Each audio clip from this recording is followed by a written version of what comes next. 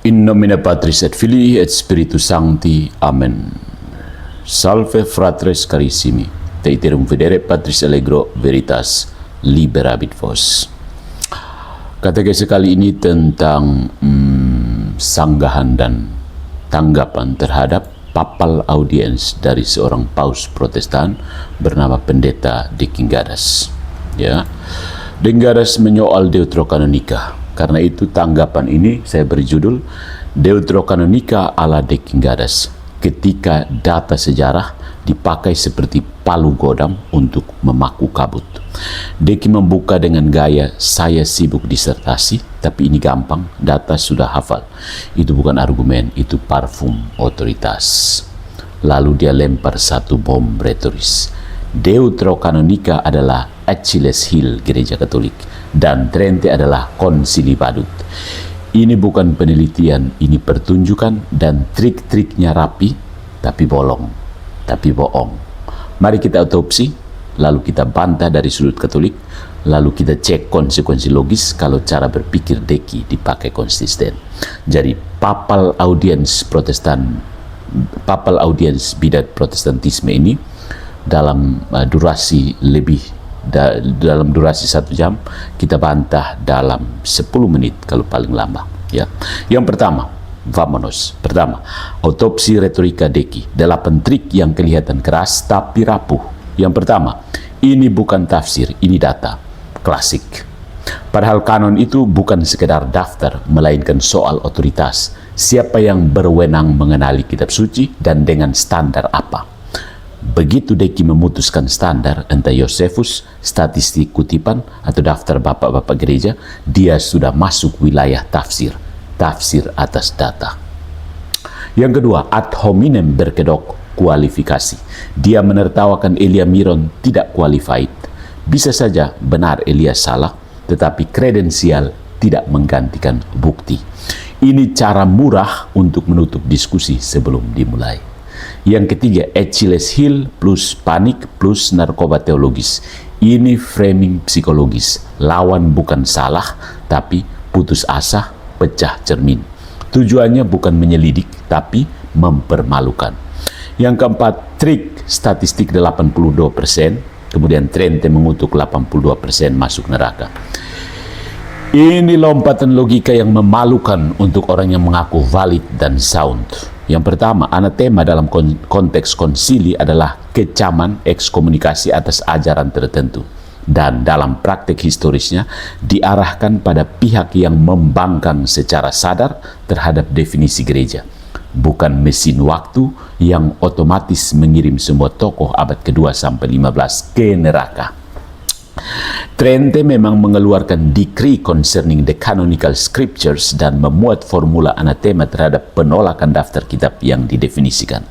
Dekingadas, pendeta yang suka berdebat dan rajin mencari lawan debat, mengubah bahasa konsili menjadi komik horor.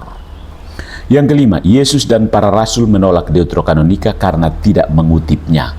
Ini argumentum ex silencio, argumen dari keheningan. Argument from silence. Bahkan banyak kitab protokanon jarang atau nyaris tidak dikutip eksplisit di Perjanjian Baru. Kalau standar Deki dipakai, Anda akan mulai menyingkirkan kitab-kitab lain juga. Nanti kita bahas di bagian konsekuensi. Yang keenam, kriteria Josephus sama dengan kanon final. Selesai. Josephus memang menyebut rentang dari Musa sampai Artaxerxes dan membedakan tulisan setelahnya sebagai tidak dianggap setara karena tidak ada suksesi nabi yang sama. Tapi itu saksi Yahudi abad pertama, bukan magisterium gereja dan bukan meteran ilahi untuk mengikat semua komunitas Kristen lintas abad. Bukan. Yang ketujuh, Septuaginta itu hanya Pentateuch, jadi jangan dipakai untuk Deuterokanonika. Ini setengah benar yang dipakai sebagai senjata. Ingat, saya selalu bilang, setengah benar itu jauh lebih berbahaya daripada salah. Memang kisah 72 penterjemah mula-mula terkait Taurat atau Pentateuch, dan tradisi itu dilacak ke Letter of Aristeas. Tetapi istilah Septuaginta dalam penggunaan luas kemudian merujuk pada korpus Yunani yang lebih besar. Itulah cara literatur modern membahasnya. Dan sejarah penyalinan Kristen memang memakai kodeks-kodeks Yunani besar sebagai saksi. Deki mencaci orang lain tidak belajar, tapi dia sendiri memilih definisi yang sempit, lalu memukul orang dengan definisi itu. Yang kedelapan, mitos kanon Alexandria. Ada kritik akademik terhadap gagasan kanon Alexandrian yang fixed. Sundberg memang dikenal mengkritik simplifikasi itu. Tapi dari kritik tidak ada daftar resmi tunggal Alexandria, tidak otomatis menyusul kesimpulan, maka deuterokanonika itu asap. Itu namanya fallacy of non sequitur. Ya, kesimpulan tidak mengikuti premis. Ya. Nah, itu trik manipulasi dari papal audiensnya. Yang kedua, bantahan Katolik.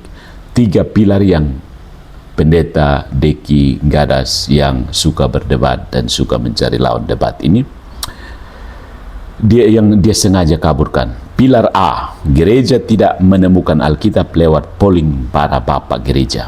Kanon bukan hasil voting 82% versus 18%. No, gereja perdana memang punya variasi daftar dan kategori. Canonical versus ecclesiastical books untuk dibaca.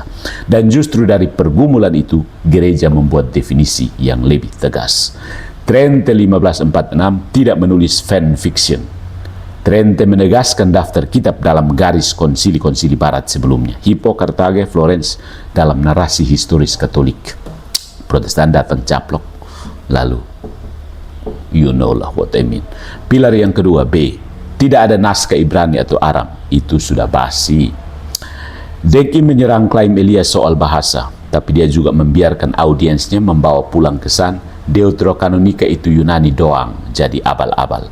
Masalahnya, Tobit punya fragmen Aram dan Ibrani di Qumran menurut Dead Sea Scrolls, dan Sirach, Wisdom of Sirach atau Ecclesiasticus juga ditemukan fragmennya dalam bahasa Ibrani di Gua Qumran.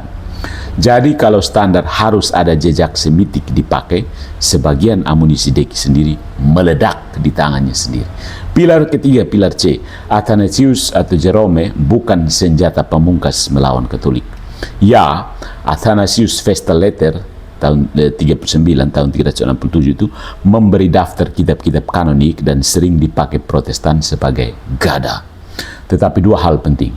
Athanasius menulis dalam konteks pastoral lokal, bukan mendeklarasikan dogma universal. Tradisi patristik itu kompleks. Beberapa bapak gereja membedakan kitab yang dibaca di gereja versus kitab untuk menetapkan doktrin.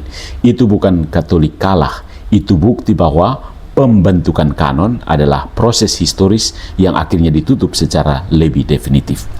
Deki Nggadas, pendeta yang suka berdebat dan rajin mencari teman debat, ingin dunia percaya sebelum Trente semuanya jelas dan seragam. Hoax. Itu justru bertabrakan dengan fakta bahwa keaslian daftar kanon Laodikea, kanon 60 sendiri, diperdebatkan dalam transmisi manuskrip. Nah, poin yang berikutnya adalah konsekuensi kalau logika Deki Nggadas diterima dan dipakai konsisten. Tapi Protestan biasanya standar janda ya. Suka kali kalian pakai standar janda. Ini bagian paling kejam, bukan kepada Katolik, tetapi kepada metode berpikir Deki Nggadas sendiri. Konsekuensi pertama, kanon jadi budak satu saksi, Yosefus. Kalau Musa sampai Artaxerxes adalah pagar ilahi, maka kanon Kristen tunduk pada satu narasi Yahudi abad pertama. Maka otoritas gereja untuk mengenali kitab suci runtuh dan seluruh klaim Protestan scripture alone jadi ironis. Anda perlu tradisi ekstra biblis yaitu Yosefus untuk menentukan apa itu scripture. Scripturae kan, scripture bahasa Latin. Konsekuensi yang kedua, argumen Yesus tidak mengutip akan memangkas kitab-kitab lain juga. Kalau sebuah kitab harus punya kutipan eksplisit berformula, ada tertulis di Perjanjian Baru supaya sah, Anda akan segera tersandung pada kitab-kitab protokanon yang minim kutipan eksplisit. Metode itu bukan saringan, itu blender namanya. Konsekuensi yang ketiga, anatema. Sama dengan semua lawan masuk neraka. Ini akan menghantam reformasi juga. Kalau setiap formula anatema dibaca sebagai vonis neraka otomatis lintas abad, Maka bukan hanya Trente yang jadi monster. Setiap konsili dan sinode yang mengutuk ajaran sesat juga jadi mesin neraka.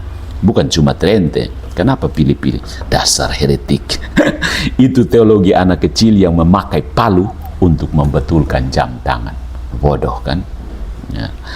Konsekuensi yang keempat, pada akhirnya kanon berubah jadi propaganda identitas. Ketika kanon dipakai bukan untuk menyembah Tuhan, tapi untuk menang debat, hasilnya selalu sama.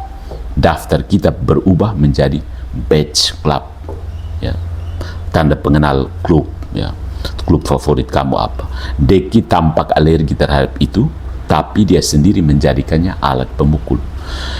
Yang berikut ini, kita tidak bermaksud menghina sang pendeta yang sibuk dengan disertasi tapi sudah hafal data itu, tapi membongkar gaya mainnya. Deki menjual logika dengan intonasi jaksa, tapi sering memperlakukan istilah seperti karet. Anatema diregangkan jadi neraka massal, Septuaginta dikecilkan jadi Pentateuch saja saat perlu, lalu dibesarkan jadi tradisi palsu saat menguntungkan.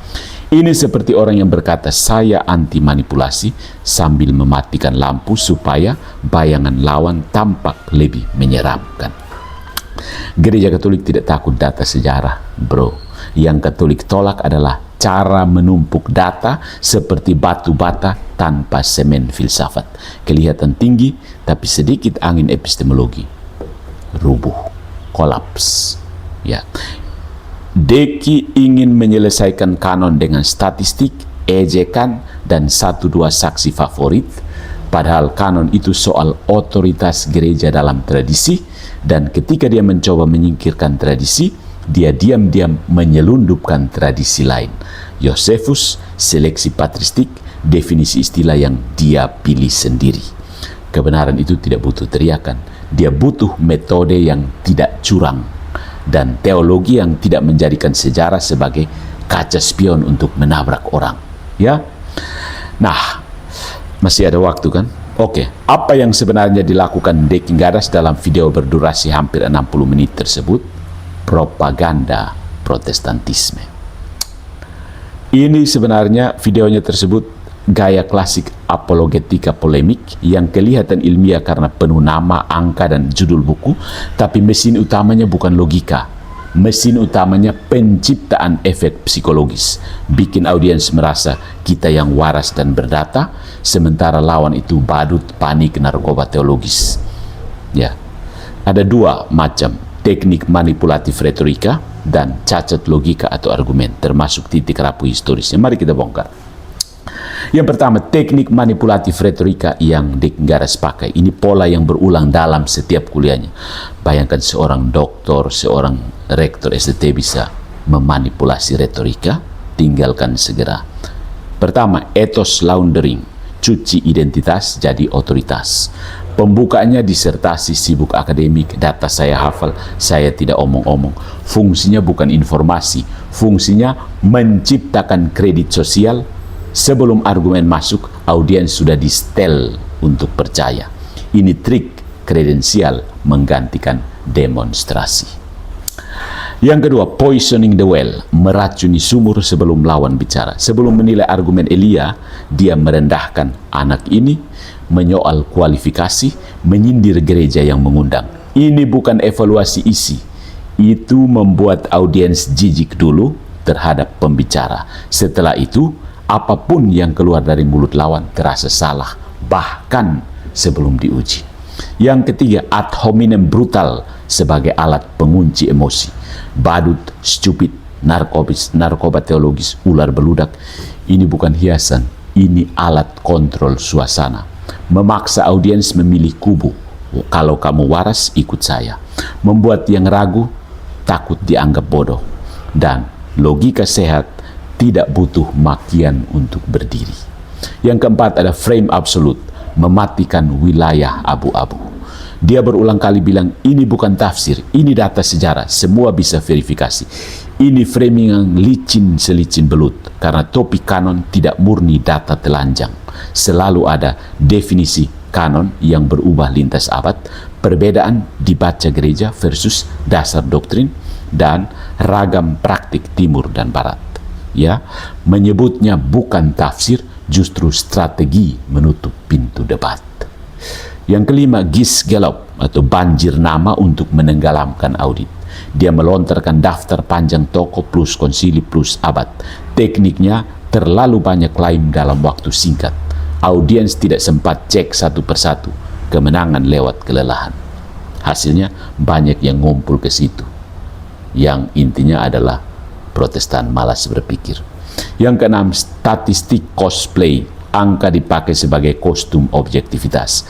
Dia bikin presentasi 82%, 82,4% versus 17,6% dengan disclaimer kasar. Cie.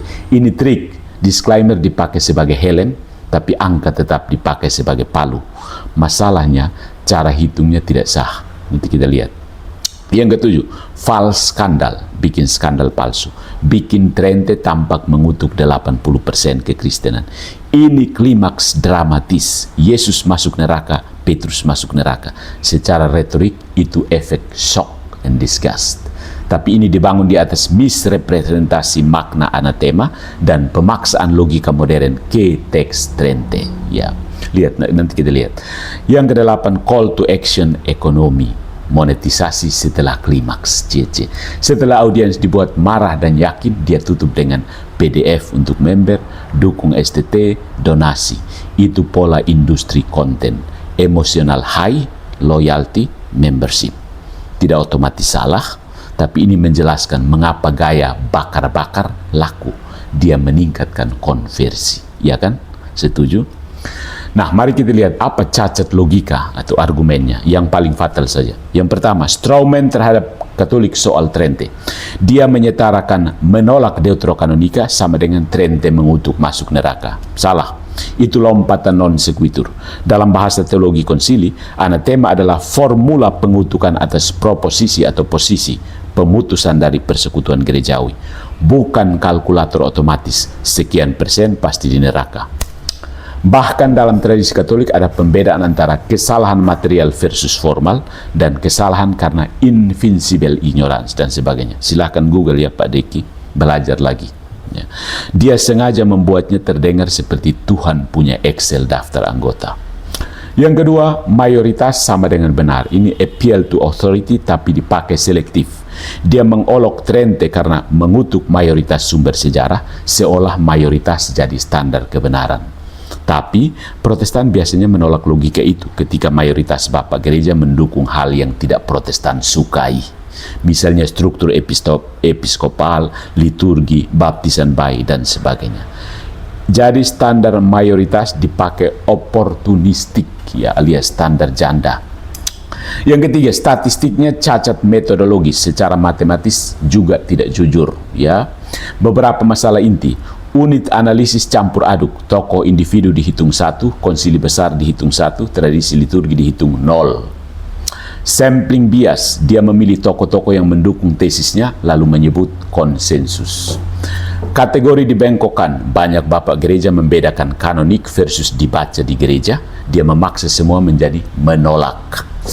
Yang kemudian ketidakkonsistenan internal, inkonsistensi internal. Dia memasukkan apostolic canons ke kubu penerima sambil bilang sebenarnya tidak cocok. Itu sudah cukup untuk membuang seluruh presentasi sebagai retorika, bukan riset. Angka itu fungsi retorik, bukan evidensi. Nah, anakronisme besar di sini menganggap kanon abad 1 sampai 4 sama dengan kanon pasca Trente. Konsep kanon berkembang. Pada periode awal ada daftar kitab bisa bervariasi, otoritas bisa bertingkat, praktek pembacaan liturgis lebih menentukan daripada daftar resmi. Dia berbicara seolah dari abad pertama sudah ada paket final persis seperti sekarang. Itu cara berpikir modern yang diproyeksikan ke masa lalu. Dan yang kelima, klaim tidak ada debat tentang kanon Ibrani. Ini overclaim, ya. Dia bilang tidak ada kebingungan, tidak ada debat. Itu klaim yang terlalu absolut. Bahkan dalam tradisi Yahudi sendiri ada diskusi mengenai beberapa kitab, misalnya Pengkhotbah, Kidung Agung, Ester dalam sejarah penerimaan. Kalau dia membuat klaim mutlak begini, itu tanda dia sedang menjual kepastian, bukan sedang memotret realitas. Kemudian ada kekeliruan penting soal Septuaginta, ya. Septuaginta itu hanya 5 kitab Musa. Ini salah satu titik paling lemah dari pendeta Dekingares yang suka berdebat dan suka mencari lawan debat. Secara penggunaan akademik modern, Septuaginta sering dipakai untuk menunjuk korpus perjanjian lama dalam bahasa Yunani yang berkembang dari Taurat lalu meluas, bukan cuma Pentateuch. Memang istilahnya kompleks, ada tahap revisi teks beragam, tapi mengatakan Septuaginta itu hanya 5 kitab Musa, itu simplifikasi yang menyesatkan demi poin polemik. Ini contoh, dia menuduh pihak lain narkoba teologis, tapi dia sendiri memakai definisi sempit agar lawan tampak bodoh. Yang ketujuh, Yesus menolak Deuterokanonika dari Lukas 24 bab 24 ayat 44. Sama dengan lompatan sebenarnya. Yesus menyebut Taurat Musa, Nabi-Nabi, Mazmur. Itu tripartit. Dari sana dia menyimpulkan, maka Deuterokanonika pasti ditolak. Bodoh sekali kau. Itu non sequitur ya. Itu falasi non sequitur. Karena pembagian itu kategori besar. Tidak otomatis berarti daftar isi final. Dan argumen Yesus tidak pernah mengutip Deuterokanonika juga lemah.